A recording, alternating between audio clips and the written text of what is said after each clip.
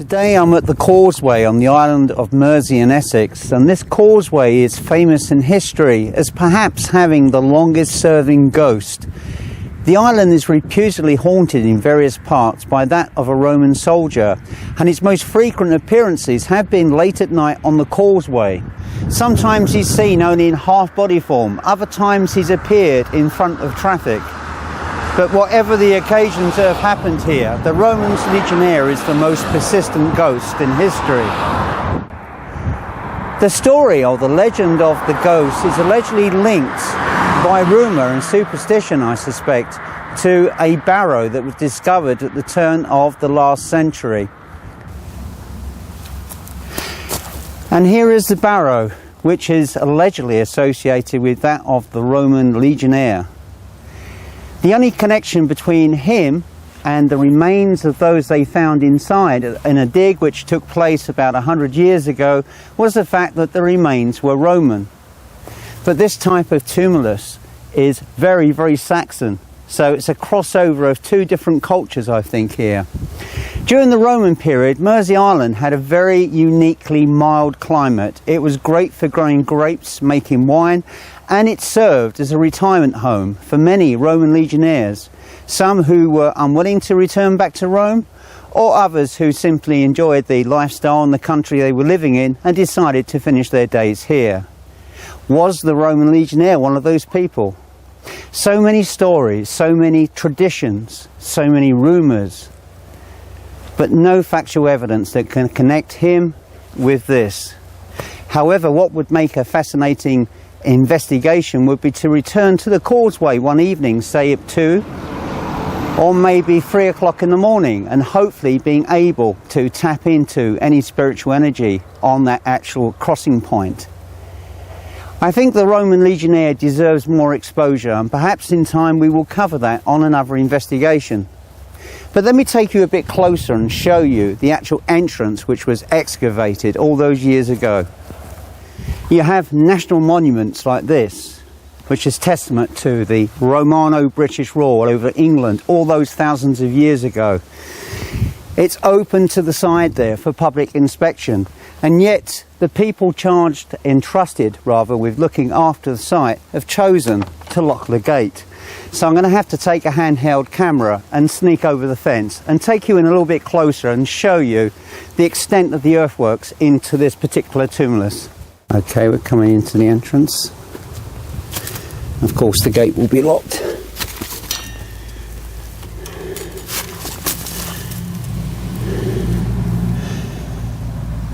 I can definitely feel a lot of energy in there. Any friendly spirits of this building, of this structure, could you identify yourself, please?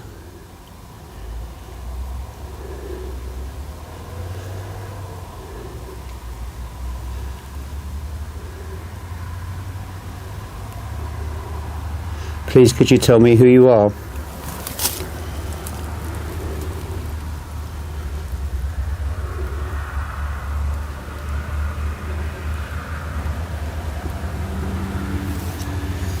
As you can appreciate, all the luxuries of modern life are here. Heavy road traffic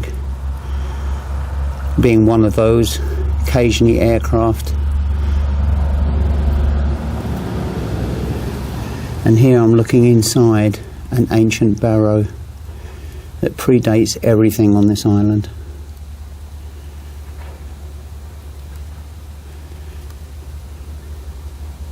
Please, could you identify yourself? I come in love, light and peace, and I mean you no offence.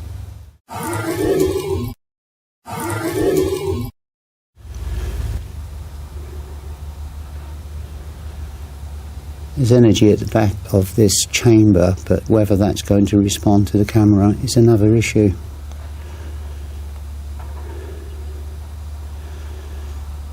I'm actually holding the camera with one hand, so it's getting a little bit shaky against the bars of the gateway.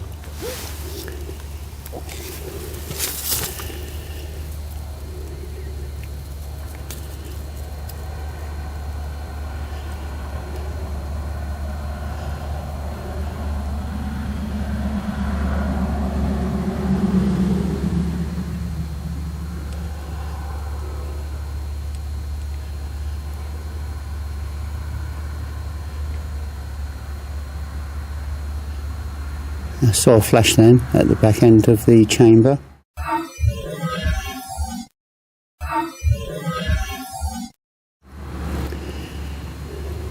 Okay, let's come away.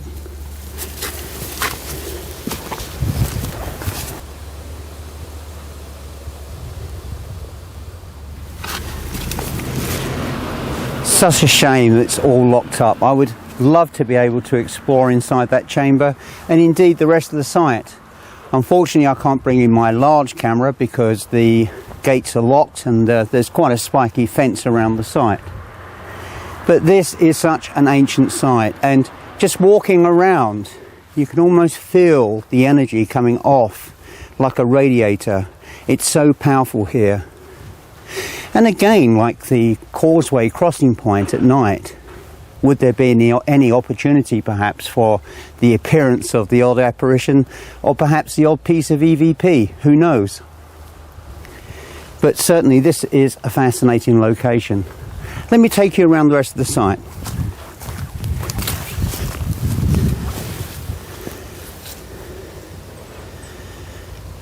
And there is the top of the mound. Unfortunately, the light's coming through.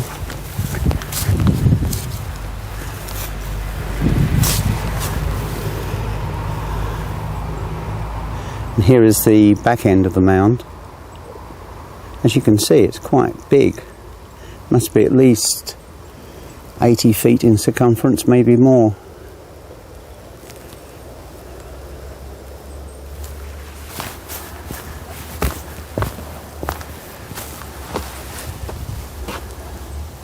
Certainly a fascinating location. As you can see, the site is quite large, unfortunately inaccessible like most places are nowadays, but it has energy, and that's the important thing.